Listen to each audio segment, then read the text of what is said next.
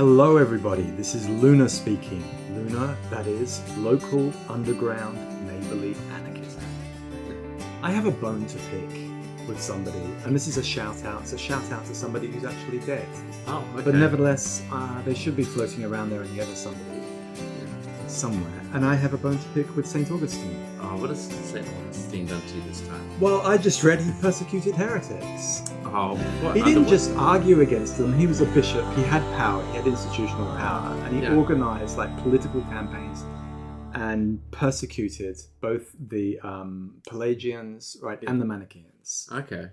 So I'm all for a philosophical argument. You know me, Val. Yeah. Right, but persecution, religious persecution, I'm just going to draw the line there. But isn't this the practical side of any philosophical enterprise? You know, like, what's the point of having all of these big brained ideas if you can't, go out and dissimulate them into the world? Well, this is the point. He should have just had a big neighborly feast and, very kindly persuaded them of their error. For such a great philosopher, his arguments should work. Oh, okay. So are you advocating for this, neoliberal free marketplace of ideas? The best ideas will rise to the top. All we need to do is be rational free agents. This is the whole Enlightenment ideal. And I feel like, look, I don't want to shout out to, Adorno or Horkheimer, but I'm pretty sure they showed that this dialectic of the Enlightenment and in the advancement of rationality hasn't really panned out the way that, Descartes or Hegel thought it. There shall be no mentioning of those sad sack, grumpy Frankfurt School philosophers. Yeah. Well, this is not neoliberalism, this is neo-republicanism. I'm talking about the Spartan model of throwing a feast for your neighbours and snapping them back into line. With a good chop in the hand and some mashed potato. The Spartan model of also going out to war, Well, maybe you need to go. Let's just stick with the feast. That's what I'm arguing for feast, right? If somebody seems to have some odd beliefs, get a good meal into them. That's my advice. I do like this this kind of this ancient Greek idea of hospitality. Always invite people in, whoever they may be, for they may be a god in disguise, kind of thing. I like at that minimal level. I kind of like the gesture. Be hospitable to strangers, welcome them in. Well, precisely, and with food. And here we're already in the heart of Spinoza's anthropology and his theory of perception. Yeah. Because what does he say? I mean, think about you and your encounter with a barbecue. Yeah. You can have a vegetarian barbecue. I'm not against that. You can just be grilling some capsicum on the barbie, right? Yes. And some courgettes, some zucchini, whatever, enough olive oil in it. It's all fine. But you've got to make sure that, the bodies don't interact. Like people can get very upset if you're grilling, the vegetables that are meant for the vegetarians in the same area that you were grilling the meats. Well, it's a problem of mixing and confusion. Absolutely. Yeah. Right. And I think we it's all, and this is where we're going to have a really nice contrast in between Descartes and Spinoza for Luna, because Descartes' all about real distinction, about separation, about keeping things distinct. Yeah. If things are distinct, you've got a handle on the truth. Exactly. Make sure your substances are well divided, mind, body separate, not for Spinoza. Well, they're getting all tangled up in Spinoza. Yeah. So he basically says that, let's say I've got an idea of one of my bodily affections, right? Which is I've got some chili, right? Go back to my chili example. You love the chili. Yeah. This is actually black bean and chili oil on chicken. This is what I'm doing. You've consumed it. You're sweating profusely. That's right. And he says basically the idea of my bodily affection, the sweating and so on, caused by the external body, the chili, the red chili oil and black bean sauce, right? Yeah. It involves both the nature of the external body and the nature of our body in a kind of a mix. Yeah. Well, there's a composite, there's a causal relationship between, this external body that is acting upon me. And of course, I'm going to come to associate those two things, right? Yeah, but this is a huge problem for the Buddhists. Oh, what? Why?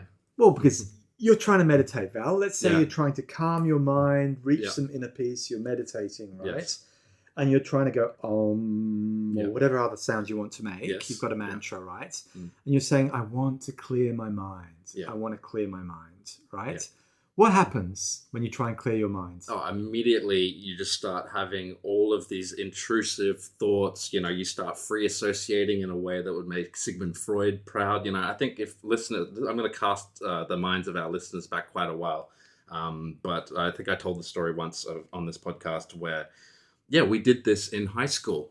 Instead of, we in Australia, we have the option to go to assembly or you can go do religious practice. And because a lot of my mates were Buddhists, I went and did Buddhism instead of going to assembly and hearing all the sports news and things like that. But the assembly was the beginning of politics. I mean, that's Wow. the agora. You were saying no to politics and yes to religion. Absolutely. Yeah, no, I was just like, I had no, the beginning of politics. Yeah, I don't know. I didn't quite like just being spoken at, by all of the people running the whole high school. But anyway, this was a massive problem. People think, people need to remember that like meditation is a practice, right? What happens when you sit still and are alone with your own thoughts and having to try and concentrate is you start generating a tremendous amount of thoughts the moment you start trying to break down the distinction between yourself and the outside world. Absolutely. And the paradox is that what do the Buddhists want through, I mean, what is the goal of meditation, the long-term goal? It's oneness with the universe. Yes, the dissolution of self, the dissolving of the ego, Yeah, and what Spinoza's saying is like, I'm really sorry, you're already one with the universe, you're completely tangled up in it. Yeah. And that's why you can't stop being distracted all the time. Yeah. So Spinoza's solution is not to remove all of the thoughts and their relationship to the outside world, but actually start thinking more about the relationship that your thinking has with the external bodies and how they're caused by them. Exactly. Yeah. Get to know your chilies better. Yes. So basically what this means also is that what we're actually perceiving most of the time is just as much the state of our internal organs and our organs of perception, right? Our nervous apparatus, our stomach, our ears, how our digestion is working. It's just as much that as it is the actual external bodies. Yeah. Right? We think we have like a pure perception of the external body. We can see its outline if it's visual. It's got tactility. But of course, you all know from the relativity of think about what it would be like for an ant or a mite to crawl over the surface of this table. I think it's smooth. The ant's saying, you're joking. This is not smooth. This is these are foothills we're on here. Yeah, this is a horrifying odyssey across this table and you giants here, disrupting, with your talking and things like that. Every time you breathe, it's like a mighty gale that, Exactly, yeah. Throws me off course. So we're basically, when we're trying to have these clear and distinct perceptions of external bodies, we're projecting onto them, and he's not interested in cultural prejudice or class prejudice or whatever. What we're projecting onto them is simply the state of our own body and the parts of our own body. Yeah, because we're coming to form associations between the external bodies and the ideas that they cause within us, and also the changes to our own body. So there's this kind of sense, we're constantly in this, this broth, this kind of mixture of causes and effects of the external world, bodies acting upon us. We get ideas from these bodies that are acting upon us. But of course, what Spinoza is going to emphasize, and this is one of the things we were talking about last week, is that we're often confused about the relationship between these external bodies and our ideas of them, and also our ideas of our own body, right? This is the first kind of knowledge. We exist in this immediacy, not really knowing what's going on. Yeah, well, I mean, and he actually recalls, he says, this is what I was talking about in the appendix to part 1, right, which is where we started out. He said that whenever we make a value judgment of an external body, right, when we say that it's good or bad, beautiful or ugly, perfect or imperfect, as soon as we do that, we're actually projecting the state of our body out onto that external body. Yes. So that's precisely what he's talking about. Now, he's not actually talking about mistakes or errors yet. He's not talking about false knowledge. This is just his theory of perception. And it's going to slowly, this is what we're going to be doing today. We're going to be looking at his theory of perception and how it slowly becomes a theory of habits. And then it becomes a theory of the imagination.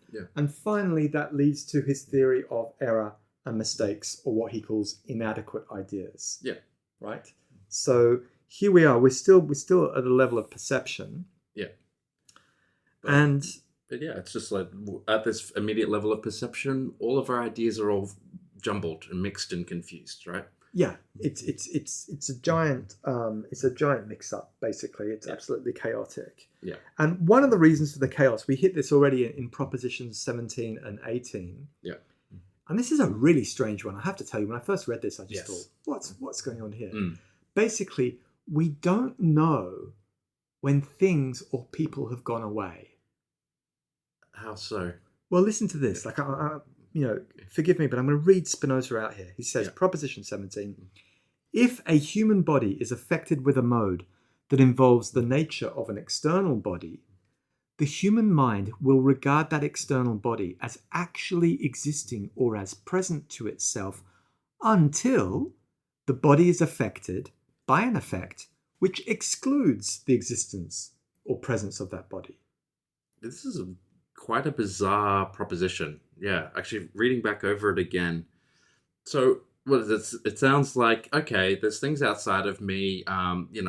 My human body is being affected by an external body. That external body is actually existing or present until the body is affected by an affect which excludes the existence. What kind of affect could exclude the existence or presence of a body that I'm interacting with? Well, somehow it has to sort of knock it out of the way, basically, because at first you think, okay, sure, fine, events, bodies, encounters with them can leave a lasting impression. Yeah. Right? And so you can there's a kind of inbuilt kind of nostalgia there. But he goes one step further than that. He says, no, you are going to just assume that thing is still present in your body unless something else comes along and knocks it out of the way. Yeah. Right? Or replaces it with something else. Exactly. There has to be a displacement or a replacement.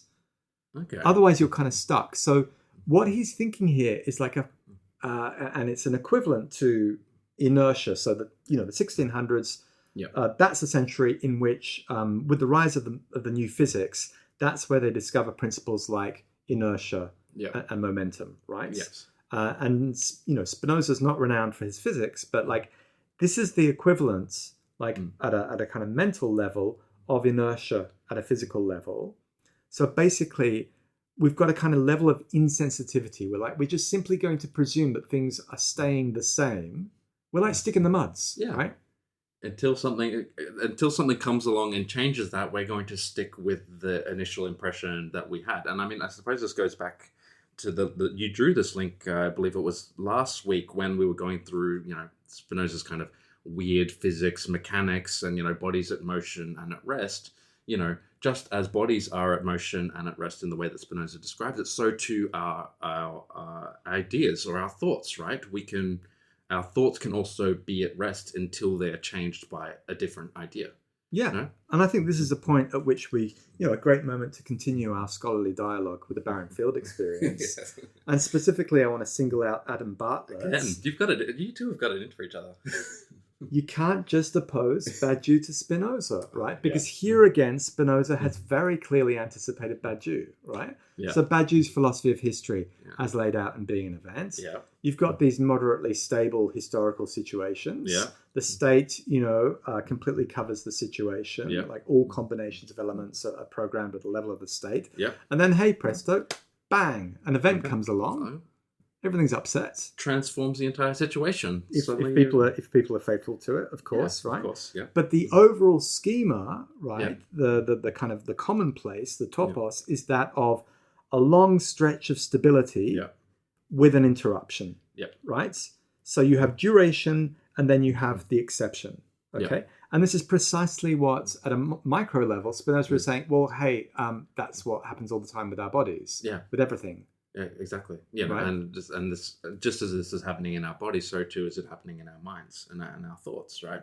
We have the kind of stable, coherent idea of something until something else comes along and disrupts it and changes it. Yeah, and we also have here a foundation. I think we've got a foundation of a theory of dependency as well. Okay. Yeah. Right. So once we've got this connection with an external body, where it's not dependent in the sense of we feel helpless without it. It's more dependent in the sense we will just assume it's there. Yeah. Almost as a kind of a prop, right? Yeah. We depend on a fixed image of our environment. Yeah. Right. And we resist it being modified. Okay. Well, I mean, of course, and this is something that, this is the famous example that, psychoanalysis gets very excited about. But also, when we think about babies, and before they have kind of objects permanence, they see the parent there. And then when the parent goes away, it's like the parent has actually just completely disappeared, right? Well, that's interesting because you can ask, like, obviously for the baby, something has come from Spinoza's point of view, something has come along and actually actively replaced the assumed ongoing existence of the parent. Yeah. Right. And so that would have to be, I would say, like, I think basically the baby doesn't care that the parent's gone away until they feel hungry or thirsty or tired or so that's got a full nappy. And that's the body calls out and says, come back here and fulfill my need. So the big question, Val, is what is the mechanism behind this inertia? Like, why is it that the human body retains traces of its encounters with other bodies, such that at the level of the mind, we assume things are still there? Yeah, I mean, this is a really kind of fascinating mechanism, right? And I suppose it's got something to do with, this weird description he gave when he was talking about the mechanism of bodies we were talking about last week. There seems to be some kind of like fluidity there. There's something that transforms and changes. I don't know. Like, this mechanism is something that I found quite difficult to wrap my head around. So, well, what I want you to imagine, Val, right, is imagine some external body. It impacts you, right? Yeah. So you're eating a banana. I don't know. Yeah. That's or you bump into somebody on the metro. Yeah. Okay. Or you're hot because it's a heat wave again. Yes, exactly. Right? Yeah.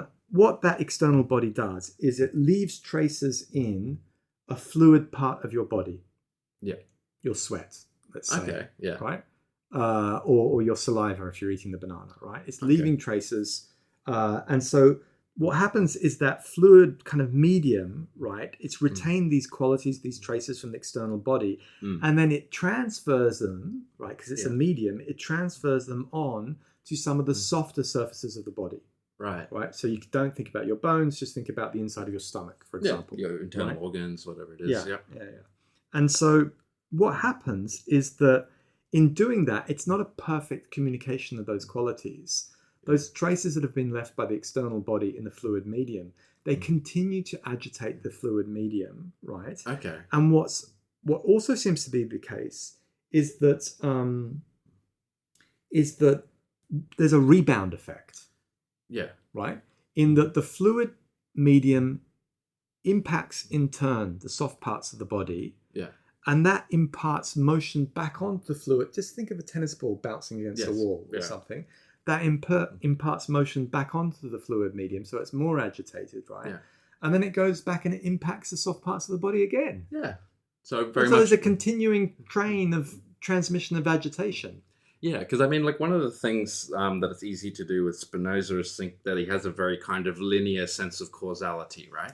But here we have a great example of precisely the reciprocal nature of causality in Spinoza's system, right? It's not just that there are external bodies that are impacting smaller bodies. There's a reciprocal action between both of them, right?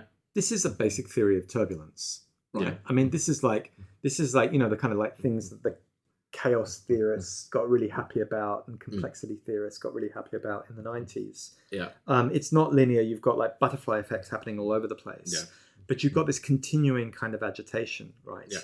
And I think that we can think of this model of inertia and this continuing agitation, these mechanisms, with regard to the classic example of the breakup. Oh, okay. Right? Yes. Because there's a period of mourning, there's a period of grief or of relief, depending what side you're on, right? Yeah. The other person is no longer there, all you're left with is the ideas of them. Yeah. And those ideas are very, very complex because they involve all kinds of different parts of your life. Yeah. Shared morality, like shared experience, shared stories. Yeah. Shared perception of your your hopes and your desires for your own future. Yes. Yeah. And what's the classic thing that people say to you, Val, after a breakup, if they see you being a bit of a sad sack? Oh, she'll be right. Get over it. Well, nah, your friends are a bit rough. We emotional compassion was not something that they taught us very much of in Queensland, unfortunately. No, but of course the classic line that everyone says is, time will heal all wounds. Right. Yeah. And that's a classic one for parents to tell like adolescents when the adolescents have been through some kind of crisis. Yeah. And of course it's completely untrue. No. Right. Because you can stay in your room and mope and get depressed and do nothing and not go out. And mourn your loved lost one. Right. For as long as you want, right? Yeah. So it's not time that's healing all wounds. No. It's the impact of other bodies. Yes. And I do not mean this in a crude sense. Yes. Valentin. I mean this in a completely scientific sense. You need to basically have as many encounters as possible with all kinds of other bodies. Yeah. Like extreme sport, for example, would be a great solution. Well, I mean, this is really interesting as well because my sibling was telling me about this theory of grief that they were reading about, and the thing that I found really fascinating was the image that they said that they used was that grief doesn't diminish over time. It's just that your experiences grow around it. The size of grief never changes. It's just that your experiences around it grow. And it's something that you'll always hold with you. It's something that has impacted you, really affected your life. That will always stay the same. Sure. In terms of its size, it's just that your experiences grow around it. Right? So very similar to exactly what you were kind of saying. Yeah.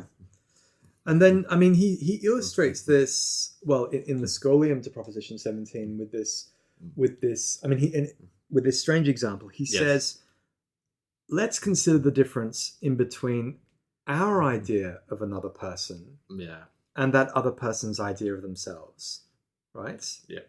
So I think this is fundamental, this is something like in any long-term friendship or in any long-term, a romantic relationship, if you're in a couple, this is something that absolutely becomes quite important, is your partner's or your friend's self-perception. Yes. And whether or not you can help them from your perspective in maybe just modifying slightly that self-perception. Yes. But here, I mean, what's his example? He just picks these two names. Yeah, Peter and Paul, Yeah, well, I think this is obviously another biblical reference, right? What, do you reckon he's talking about St. Peter and St. Paul? Absolutely. I think, he's talking about Paul's idea of Peter versus Peter's idea of Peter. Yeah. Right? Now, the thing is, it's not particularly reciprocal. It's not fair because, Paul came along quite a long time after Peter, right? Yeah. And Peter didn't give a fig for Paul because he didn't even know he existed, right? And Paul comes along, right? Constructs this image. Yeah, and I think he's quite envious. I think he could have, he would have liked himself to have been the rock upon which Christ founded his church. Yeah, well, that's unfortunately, he came just later in the causal chain of events, right? So all he had was this idea. Don't you think it's odd? Because what he's suggesting here, he's bringing it home. He's saying, your idea of another person is just an idea of an external body like any other. Yeah. And so your idea of another person is completely determined by the constitution of your own body.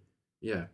Well, I mean, I find this is one of the most fascinating and one of the most, it's at one and the same time, it seems quite intuitive, but then the consequences that you can draw out from it are really, really kind of fascinating. Just this very simple idea that my idea of the other person is not the same thing as the idea the other person has of themselves, right? And like you were saying before, I mean, isn't that just the source of so many different conflicts that, we've had in our lives when somebody starts, you get into a dispute with a good friend and, you go, you aren't behaving in the way that you usually do, which is another way of saying, you're not behaving in the way that, in accordance with my idea of you.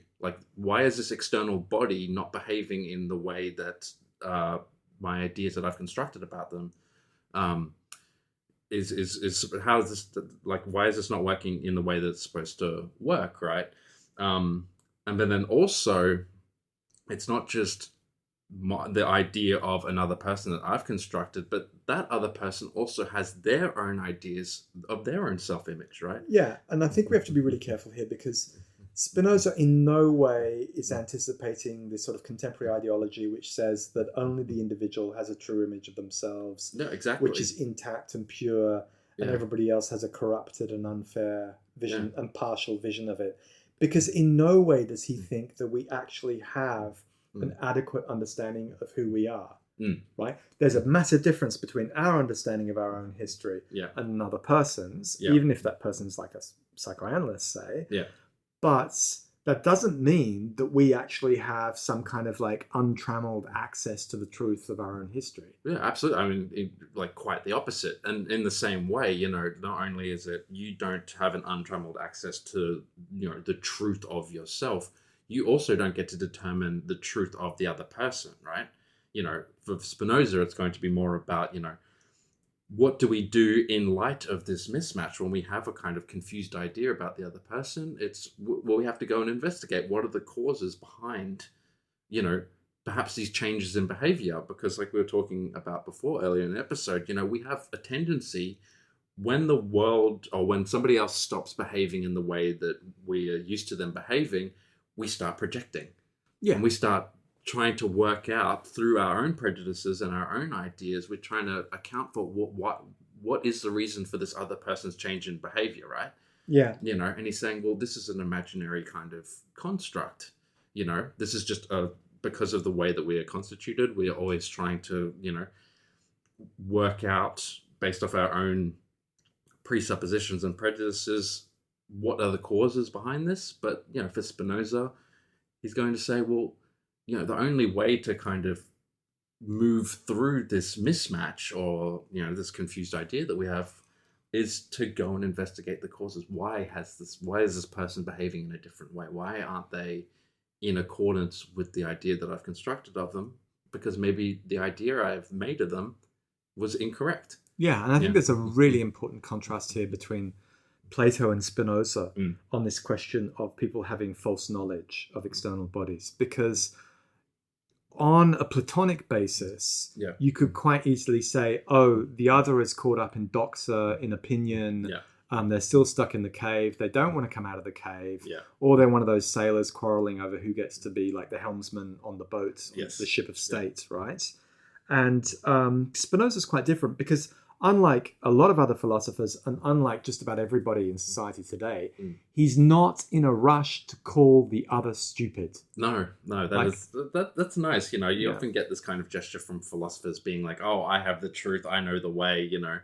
Just follow my 12-step program and you'll be fine. I'll solve all your problems. And like one of the best-selling books in philosophy in the last 20 years was that book on bullshit, right? Oh, yeah. And it sold an enormous amount because people love to be able to denounce the other's stupidity, right? And one thing that Spinoza does is he actually says, look, the imagination itself is not to be condemned. No. Like the imagination itself is not making mistakes. Its mechanism is working perfectly well. Yeah. Right? That's just how it functions. Yeah.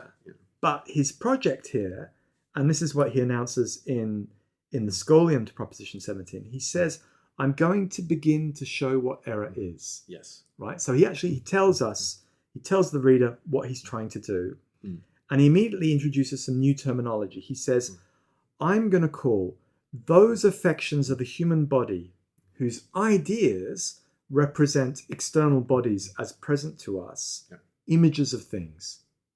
Okay. Right? So he's given us a definition of images. Yeah. So the image is the idea that we have formed to represent an external body. As present to us. Right. So long as it's present. Yeah. So, and what is the imagination? The imagination is just like a whole set, a system of images, of interconnected images. Yeah, right? that we've constructed by, you know, going out and interacting with the world. You know, some images have stuck with us and you know, we've retained them in some respects. But, you know, this is kind of just the set and the connection of all these different images. Yeah. And so he says at this point, and now, in order to begin to show what error is, I want you to realize that the imaginations of the mind, considered in themselves, contain no error, or that the mind does not fall into error as a result of imagining, but only insofar as it is considered to lack the idea which excludes the existence of things it imagines to be present. Oh, this is a bit of a complicated little scholium. Okay, so I'm going to give you an example, right? All right. Can you imagine your worst neighbor ever? Yes. Right. You've got him or her in mind. Yep. Okay. You thought that neighbor was a complete arse, right? Yep. Okay. Okay. And that was connected to a series of acts of complete disrespect with regard to neighborly boundaries. Yep. Okay. Okay. You're wrong. You were wrong, Val. I'm that wrong. person was a saint. Oh. Right? Yeah. And you didn't realize that person had already donated a kidney to a starving baby, right? Okay. And had already saved 3 dogs that were about to be run over by a truck, right? Yeah. Okay. And gave 50% of their income always to Amnesty International, which, by the way, was founded by Quakers. Did you know that? I did not know that. It just sounds like you're describing, a Peter Singer's ideal person. What? So anyway, Harry, your neighbor, right? The problem is you lack the idea of Harry's kidney donation to the starving baby child, right? You lack the idea of the 3 daring rescues of dogs from the path of oncoming trucks. Right? Right. So this is just that kind of wisdom where it's like an enemy is just somebody who you haven't gotten to know well enough, right? Like if only I knew. What if I go and investigate and it turns out Harry's even worse than I originally thought? Well, then you would have been wrong as well. Harry is not just an ass. Harry is a psycho killer. And you should have denounced him to the police already. Right? So the first hint is this is our first hint, right? Yeah. To this terminology he's going to start using again and again, which is that inadequate ideas are either confused, but we've met that one already, like they're mixers, right? But they can also be mutilated. Okay. Right? In that they're missing bits. They're missing key ingredients. Okay? Yeah. So the imagination per se can't be condemned, right? Because it's just a natural mechanism. Yeah. Right? It's our way of being in the world. Right. And what he's driving towards here is that error in itself is nothing positive. Yes. Right? It's just a lacking idea. Yeah.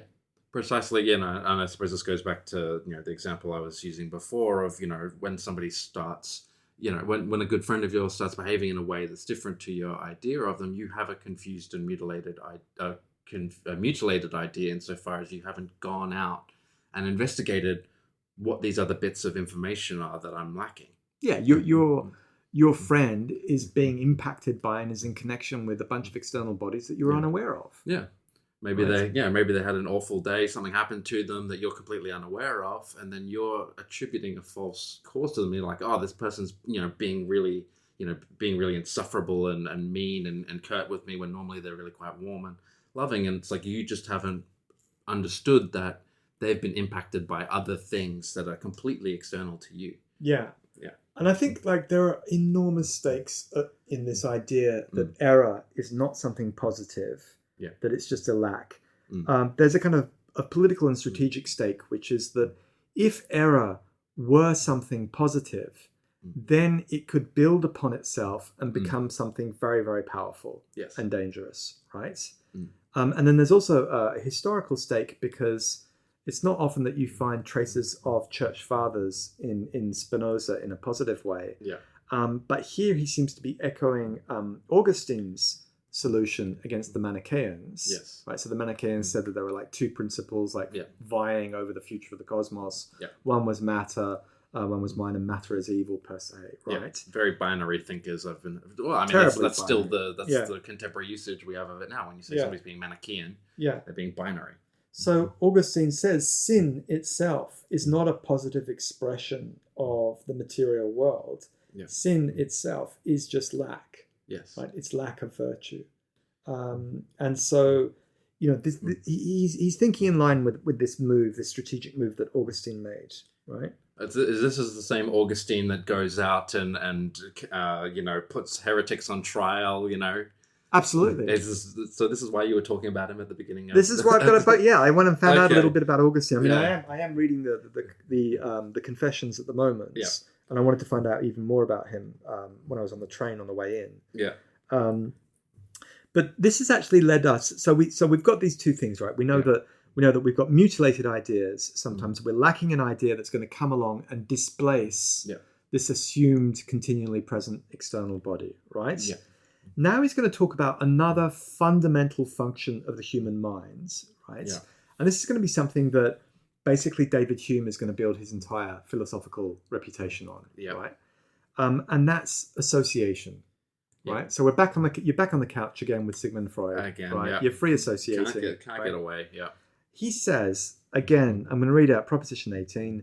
If a human body has once been affected by two or more bodies simultaneously, when the mind afterward imagines any one of them, it will immediately recall the others. Yeah, right. So I mean, there we have, just a great, succinct theory of, recollection and memory. Exactly. Right? Whenever you recall any kind of memory, you associate it with all the other things, And that's one of the things that, to go back to our earlier conversation, that makes breakup so hard. You could just be walking along an innocent street, and then suddenly you go, I used to walk along the street with this person, and then suddenly it's back in, your mind's been affected, suddenly you're filled with sadness or whatever.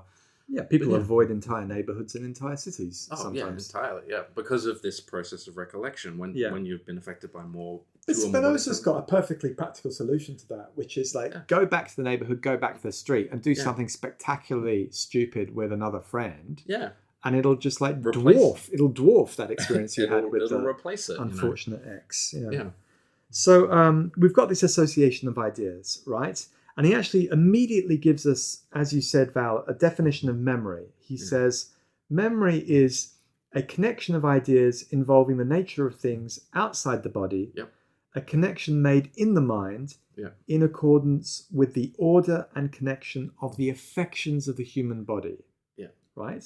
So he says here that memory is not a faithful photograph of what actually happened. No. He says it's a connection of ideas that does not causally explain the external body. No. Yeah, right? This was really fascinating kind of separation that Spinoza, well, I don't want to call it separation, entirely because of the way, we've been talking about how everything partakes in one substance, but there is this difference that he keeps articulating between our thoughts and the external world. And, this comes through really clearly with memory. It's like the memory, as you said, is not a pure and simple, faithful snapshot of the thing that actually occurred, right? There's something different about the memory or the thought and the body. Yeah, but it is a snapshot of what was happening in your body at that time. That time, as mixed up with that external body. Yeah. Right? So that's why he's saying imagination per se is not an error. No. Because it is a faithful snapshot. It's just not of the truth of the external body. It's not. He says it's not. It's not an intellectual order of ideas. It's the corporeal order of ideas that's being recorded and transmitted with memory. And then, can we talk about the fable of the soldier and the farmer? Oh yes. So to illustrate this this little distinction about the way that we connect a certain set of ideas with a particular body, is he gives us this little example. He sets a scene. I do like it when Spinoza uses an image to describe how images function, right? So the example Spinoza gives us is, he says, when a soldier, for example, sees the footsteps of a horse in the sand, he will move directly from the thought of a horse to the thought of a horseman, and from there to thoughts of war, etc. But a countryman or a peasant will move from the thought of a horse to the thought of a plough, a field, etc. And so everyone will move from one thought to this or that other thought, depending on how he has been in the habit of combining and connecting images of things in this way or that.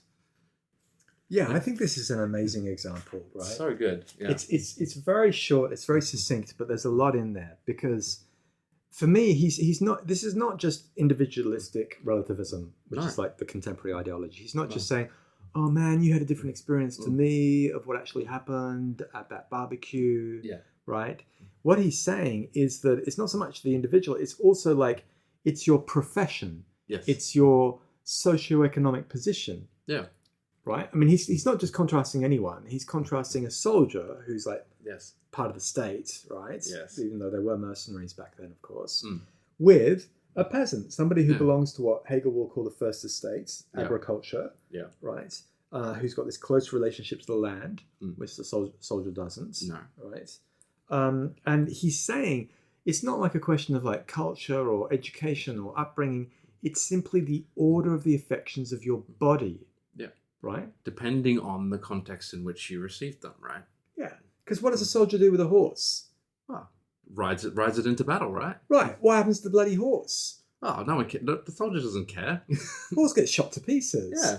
What does a peasant do with a horse? He doesn't jump on it and gallop off. No, the horse put the It's peasant. not the ride of the Valkyries. No.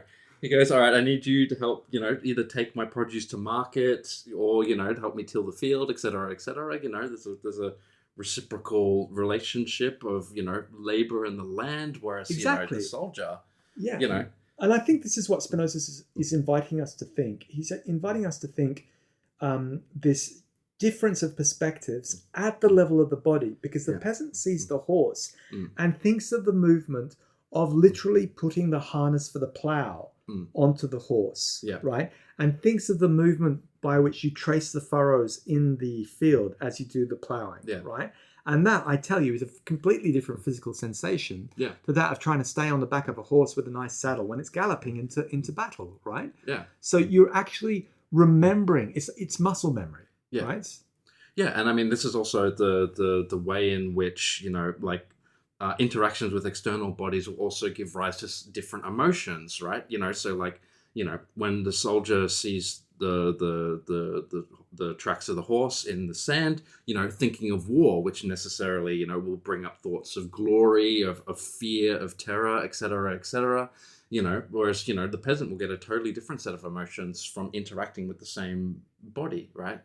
Being out in the field, the dignity of labor and toil, a sense of injustice, being forced to work on the land, etc., right? You'll get two different sets of emotions from the same body, right? Yeah, and the exciting thing is, and I think, this is also explored in all kinds of novels. Like, what's coming to mind is the scene in Anna Karenina, in which I think it's Nicolas, the landowner, who actually goes and joins his peasants reaping in the field at the moment of harvest. And of course, he's completely hopeless at first because he's an aristocrat and he's never lifted a tool in his life, and he's getting blisters on his hands from holding the scythe or whatever. But after like a good half day, he finally gets into the rhythm and realizes that you don't pull a scythe through wheat, you actually let it fall, you let the weight of it fall down through it, right? Yeah. By the way, Val, I am talking from experience. I hope so. I have scythed away I hope in my time, right? You spoke with such authority. I would hope that you'd spend time out in the field scything. And so he gets into this rhythm and works out that everybody is scything at exactly the same pace. Yeah. And you have like this line that advances over these undulating fields of the carving down of the wheat. And he becomes part of it. And it's one of the most beautiful descriptions I've ever read in literature of an experience of work in which it's no longer work or labor. It's just the expression of some kind of natural rhythm. Yeah.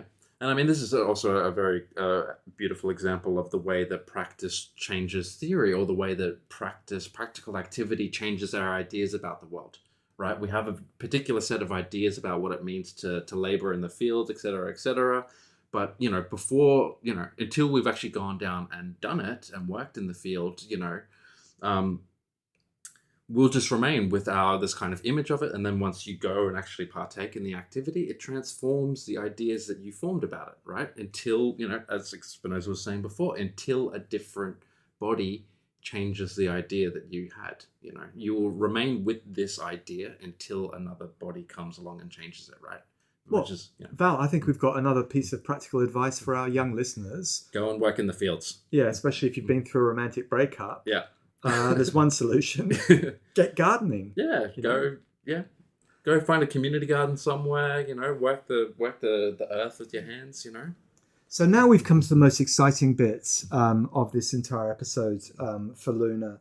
And it's particularly exciting because finally we're going to be able to wrest Spinoza away from one of the dominant contemporary readings amongst people getting into European philosophy, and that's that of Deleuze, because here we can actually start to construct the elements for a Lacanian or a Badiousian reading of Spinoza. And how are we going to do that, Al? Well, you've got to read Lacan's seminars, especially the ones in the late 60s and early 70s. I mean, haven't our listeners suffered enough?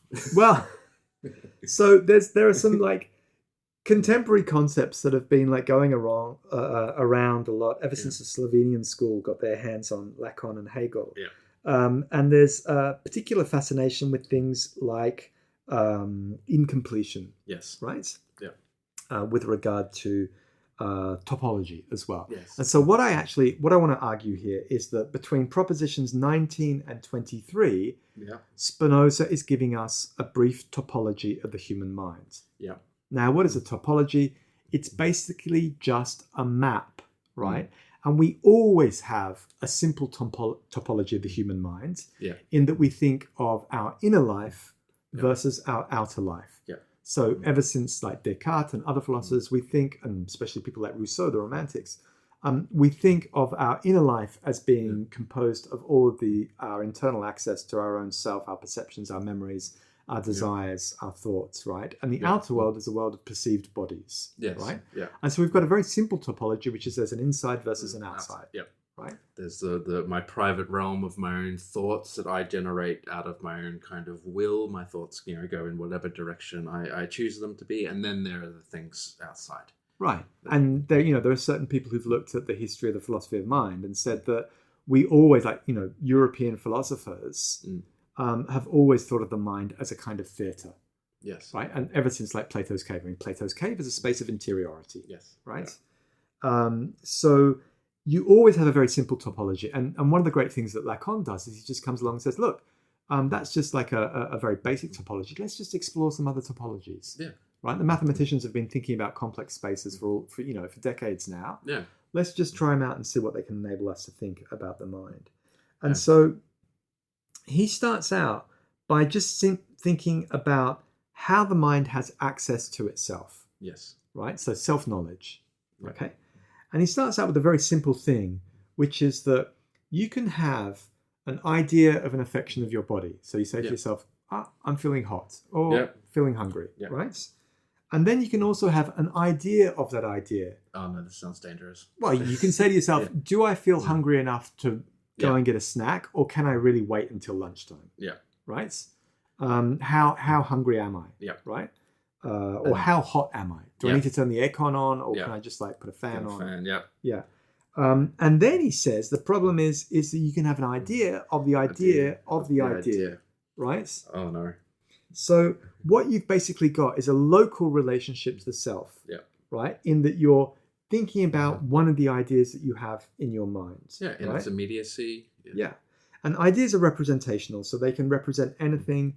They can represent other things or other ideas, right? Yeah. So you can get lost. This is proposition 22, by the way. Yeah. Your mind can get lost, Val, in a self-referential maze of mirrors. Yes, I feel like this whole idea of an idea just, I'm going to get lost in infinity. At one point, I'm going to have to take a decision. I'm going to make a decision on one of these ideas, right? Well, Immanuel Kant saw you coming, Val. He's very worried about you. He should be. Yeah, and in his anthropology, from a pragmatic point of view, yes. What does he say? He says, don't get too self-aware, Val. Yeah, don't think about yourself too much. No, just put a stop to all this reflection about your own ideas, right?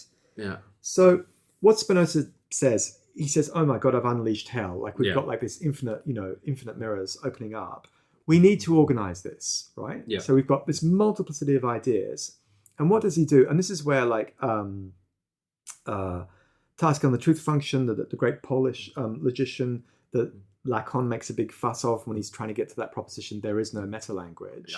Right? This is basically what Spinoza is arguing. Yeah. Right? He's basically saying there is no idea of the mind. That's the same thing as saying there is no meta-language, right?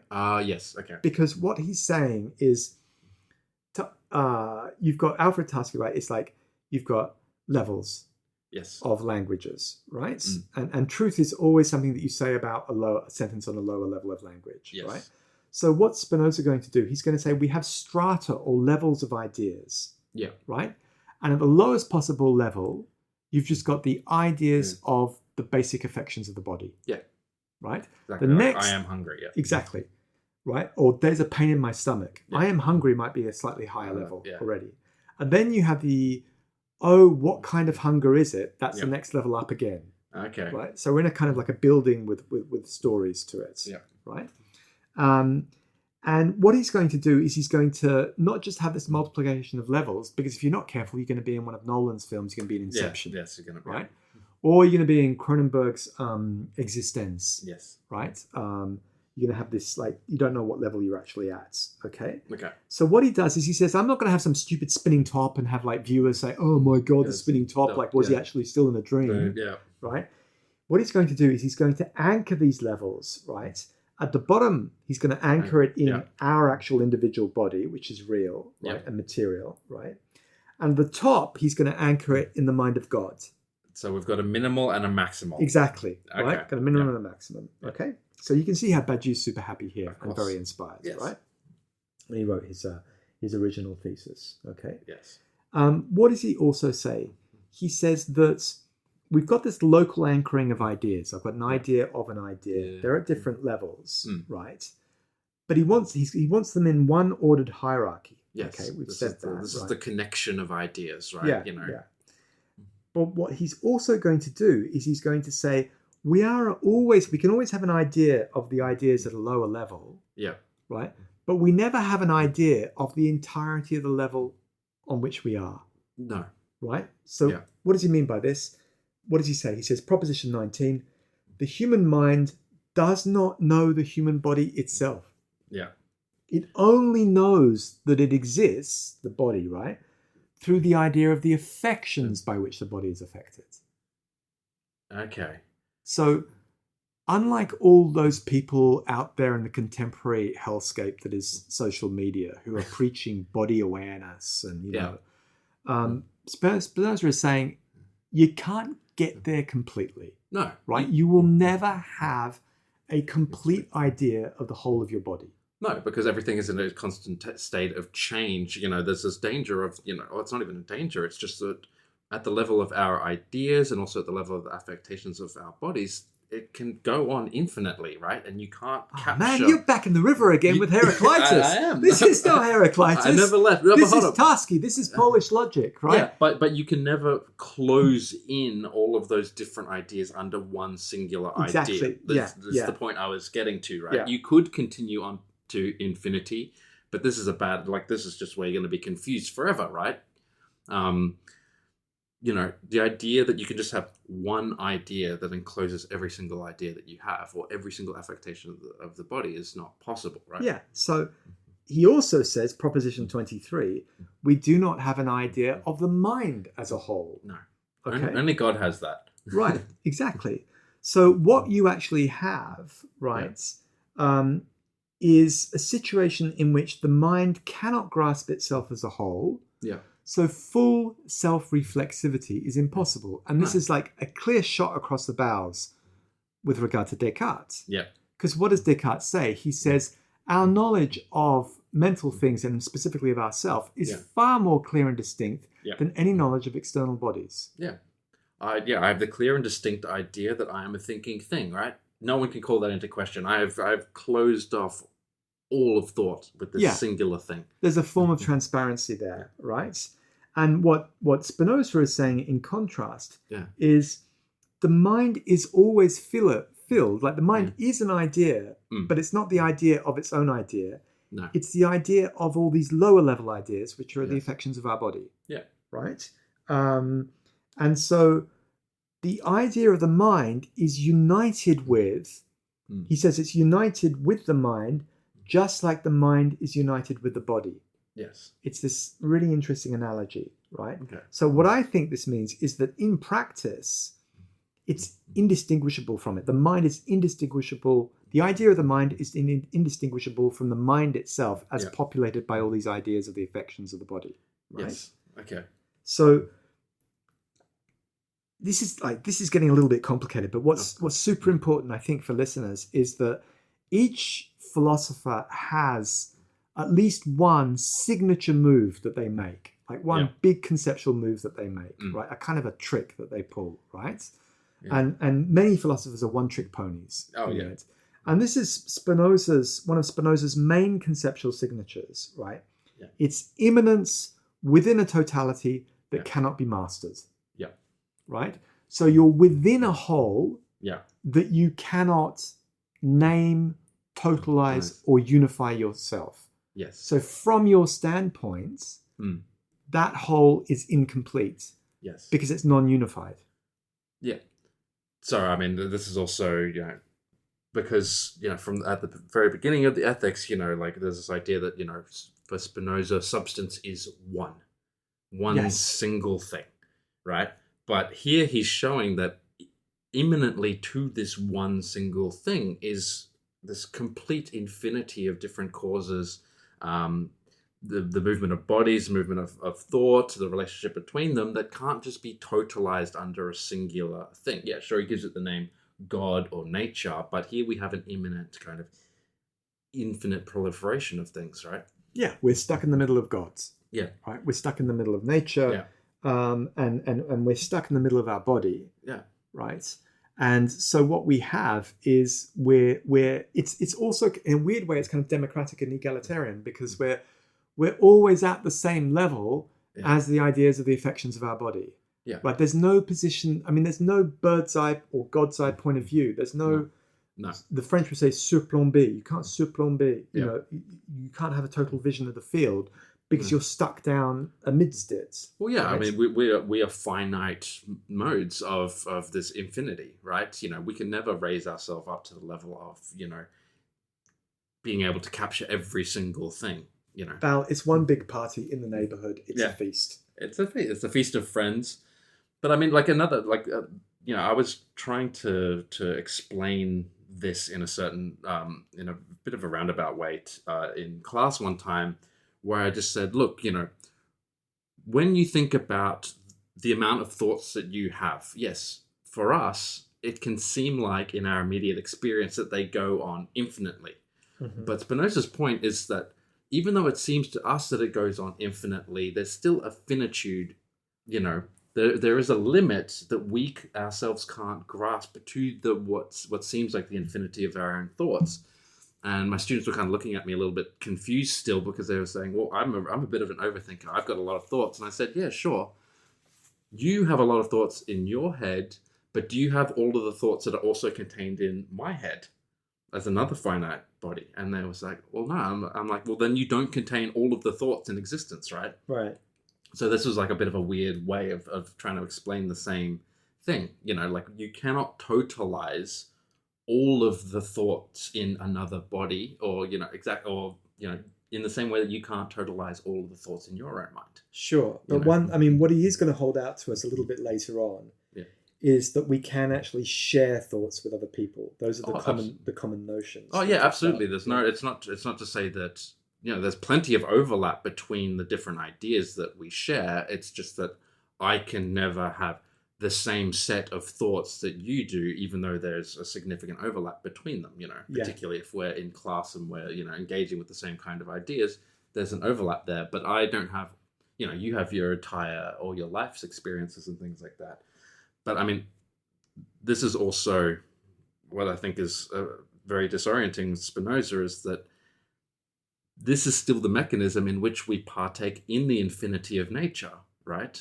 We are finite expressions of this of the infinity of nature, right? Absolutely, and what he's saying is that as we're generating all these images that are either confused or mutilated and inadequate images of our environment, that's just the imagination working perfectly well, working naturally, right? Yeah. And it can all be explained. Let me just propose to you, Val, right now to come to an end in this episode. Yep. Why don't we just catalogue just how many inadequate ideas we have? I thought I only had one inadequate idea of myself. Oh no! Let me list them for you, and maybe you can give me some examples as we go along. Right? So you have, Val, inadequate ideas of parts of your body. I like to think that. I don't know. I'm trying to think what inadequate ideas of my. I'm probably far more physically fit than I think I am. Or in the inverse, I'm probably I'm way less in shape, and I've still retained this false idea because, I'm just like chain smoking all the time. I'm probably in way worse shape than I actually am. Well, let's talk about those cigarettes. Yeah. Apparently, you also have inadequate ideas of external bodies. What are you talking about? Cigarettes are the best thing for you. They're only good for you. You should... No, actually, no, I should not. Dear listeners, I think Val has helpfully illustrated Spinoza's point there. Not only that, but Val has an inadequate idea of his entire body. Yeah, exactly. Cigarettes are good for the body. Pretty sure I read that on a cigarette packet. Also, you have inadequate ideas of the affections of your body, of what the cigarettes do to you. I'm pretty sure they make me feel great. Nicotine is nothing but a positive has nothing but a positive impact upon my mental well-being. Let me add that you have inadequate ideas of your own minds. Oh yeah, no, this is me. We can see, dear listeners, all my imaginary illusions on the table right here. And now this gets a little bit sad. So let's stop talking about Valentine. Let's talk about my cat. Yeah. Or myself. So we have an inadequate idea of the duration of our own body. Yeah. Well, I mean, in that respect, to put it in, I suppose. Yeah. Different. You don't know how long you're going to live, right? It's that no simple. one has any idea. Yeah. And this is, I think it's an important point to mention that, like, Spinoza is one of the great philosophers who goes against Socrates and basically says, I don't really care about death. No. Death doesn't give me anything to think whatsoever. No. I'm a philosopher of life. Yeah, I think. And this is where death just comes in as a kind of like footnote in the ethics. Yeah. Finally, we also have inadequate ideas of just how long other particular external bodies might last. No, exactly. Right. So things could up and end, yeah, but we're not sure. We don't know what's going to happen, right? Yeah. And for all those people who thought that we're taking a long time going very slowly through Spinoza's ethics, can I just point out that in 3 minutes we went through 7 propositions. Brilliant. I mean, we should keep up that pace, and we'll be done with the whole of the ethics by next episode. Yeah, that's proposition 24 through 31. Thanks very much. Which will bring us to what, Val, for next episode? Proposition 32. It will bring us to the truth. We'll finally have a chance of having an adequate idea. Oh, okay. Yeah, because here I was lounging about an era. I was having a good time with my inadequate ideas. Actually, we're stuck in the middle of things. We're stuck in the imagination. Actually, I feel like I don't want adequate ideas about cigarettes because then it will ruin my enjoyment. Well, let's say you can have an adequate idea of the Pacific Ocean. How about that? Would that be nice? Okay, I think that'd be an easier pill to swallow than the truth about smoking. So let's leave you, listeners, with an image of Val lounging on a towel in front of the Pacific Ocean with an adequate idea of its sublime majesty. Cigarette in hand. All right. See you next time. Bye-bye.